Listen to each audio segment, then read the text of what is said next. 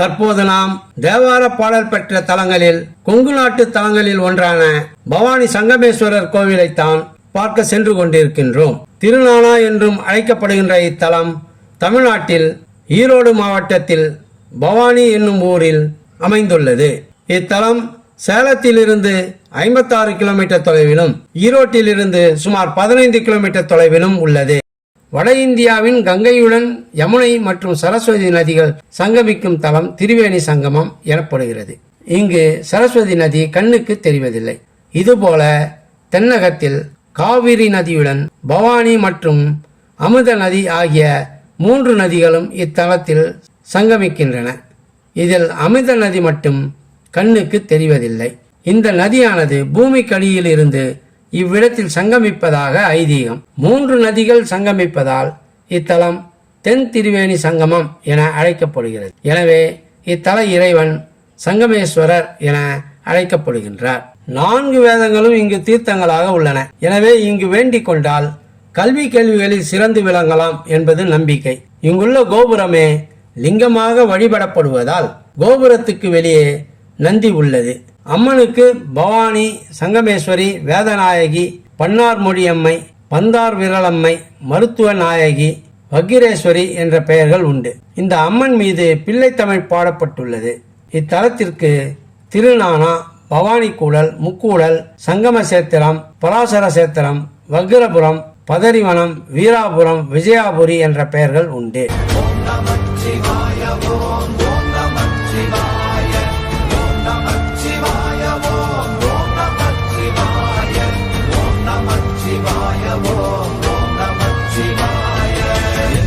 தமிழகத்தின் சிறந்த பரிகார தலங்களில் இதுவும் ஒன்று. பிறப்பு முதல் இறப்பு வரையில் உள்ள அனைத்து தோஷங்களுக்கும் இங்கு பரிகாரம் செய்யப்படுகிறது. இந்த ஊரில் எரிக்கப்படும் சடலங்களின் மண்டை ஓடு வெடித்து சிதறுவதில்லை என கூறப்படுகிறது. இத்தலத்து மண்ணிற்குள் ஏராளமான சிவலிங்கங்கள் இருப்பதால் இவ்வாறு நடப்பதாக கூறப்படுகிறது. குழந்தை பாக்கியம் வேண்டுபவர் இங்குள்ள தீர்த்தத்தில் நீராடி தல விநாயகரையும் சங்கமேஸ்வரரையும் வழிபட்டு இங்குள்ள இலந்தை பழங்களை சாப்பிட்டால் குழந்தை பாக்கியம் கிடைக்கும் என்பது ஐதீகம். மாந்தி, அதாவது சனி பகவானின் மகன், கிரகத்தின் ரூபத்தில் சனி பகவான் தனி சன்னதியில் உள்ளார். மாந்தி தோஷம், குளிய தோஷம் உள்ளவர்கள் இவர்களை வழிபட்டால் தோஷம் நிவர்த்தியாகும். ஜொரகரேஸ்வரர் தனி சன்னதியில் அருளுகிறார். அடிக்கடி காய்ச்சல், தோல்வியாதி, மனநோயால் பாதிக்கப்பட்டவர்கள் இவருக்கு அபிஷேகம் செய்து மிளகு ரசத்துடன் அரைக்கீரை கூட்டு நெய்வேத்தியம் செய்து வழிபட்டால் உடனடி நிவாரணம் கிடைப்பதாக நம்பப்படுகிறது. வாயு சம்பந்தப்பட்ட வியாதிகளுக்கு இவரை வில்வத்தினால் அர்ச்சித்து அதை உணவில் சேர்த்து கொண்டால் நலம் உண்டாகிறது. அகால மரணம் அடைந்தவர்களுக்கு இங்கு நாராயண பலி பூஜை செய்யப்படுகிறது. இதனால் அவர்களது ஆத்மா சாந்தி அடைவதாக ஐதீகம். நாகதோஷம் உள்ளவர்கள் கல்லில் செய்த நாகரை கொண்டு வந்து ஆற்றின் கரையில் இருக்கும் விநாயகர் அருகே பிரதிஷ்டை செய்தால் நாகதோஷம் நீங்கும் என்பது நம்பிக்கை. செவ்வாய் தோஷம் உள்ள ஆண்கள் வாழை மரத்திற்கு தாலி கட்டி அதை ஆற்றில் விடுகிறார்கள். பெண்கள் அரசங்கத்திற்கு பூஜை செய்து அதை ஆற்றில் விடுகின்றார்கள்.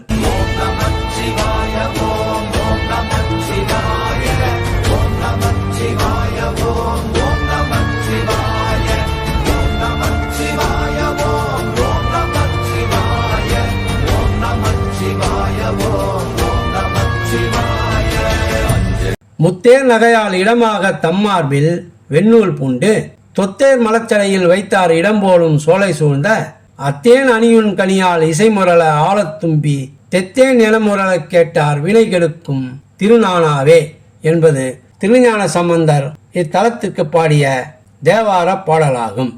இது கொங்கு நாட்டு பாடல் பெற்ற தலங்களில் 3வது தலமாகும்.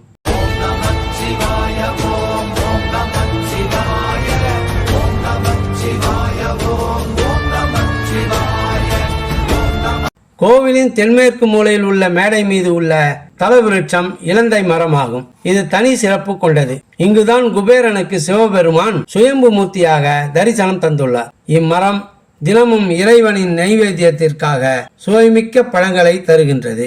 மூலவர் கிழக்கு நோக்கியும் குபேரன் பூஜித்ததால் ராஜகோபுரம் வடக்கு நோக்கியும் அமைந்துள்ளது. சிவன் சன்னதிக்கு பின்னால் பஞ்சபூத லிங்கங்கள் உள்ளது. விஸ்வாமித்திரர் நதியின் கரையில் தனியாக லிங்கம் அமைத்து காயத்ரி மந்திரம் சொல்லியதால் இது காயத்ரி லிங்கம் எனப்படுகிறது.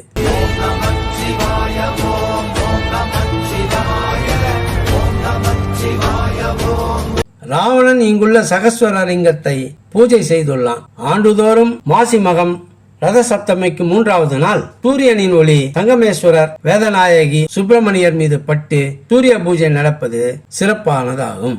சுயம்புலிங்க மூலவர் சங்கமேஸ்வரர் ஆவார். இறைவி வேதநாயகி அல்லது வேதாம்பிகை என்று அழைக்கப்படுகின்றார்.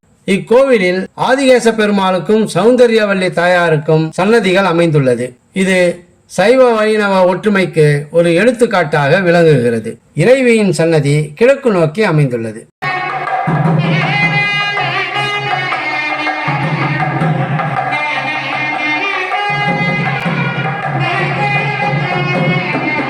அதன் வலப்பக்கம் அருணகிரிநாதர் தனது திருப்புகழில் பாடியுள்ள சுப்பிரமணியர் சன்னதி உள்ளது. அதற்கடுத்து மூலவர் சன்னதியும் உள்ளது.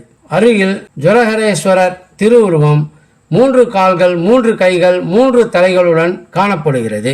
திருஞான சம்பந்தர் இத்தலத்திற்கு வருகை தந்தபோது அவருடைய அடியார்களை சுரநோய் பீடிக்க இங்குள்ள ஜொரஹரேஸ்வரரை வழிபட்டு அவர்கள் நோய் நீங்க பெற்றனர் என கூறப்படுகின்றது. இத்தலம் காலை 5:30 மணி முதல் 1 மணி வரையிலும், மாலை 4 மணி முதல் இரவு 9 மணி வரையிலும் திறந்திருக்கும். இது பெருமாள் சன்னதி. பெருமாளுக்கும் தாயாருக்கும் நடுவே யோக நரசிம்மர் லட்சுமியுடன் சாந்தமாக அருளுகிறார். சைவம் வைணவம் இரண்டுக்கும் சேர்த்து ஒரே ராஜகோபுரம் உள்ளது. வாய்ப்பு கிடைத்தால் ஒரு முறை இத்தலத்திற்கு வாருங்கள். சங்கமேஸ்வரரின் அருளை பெறுங்கள்.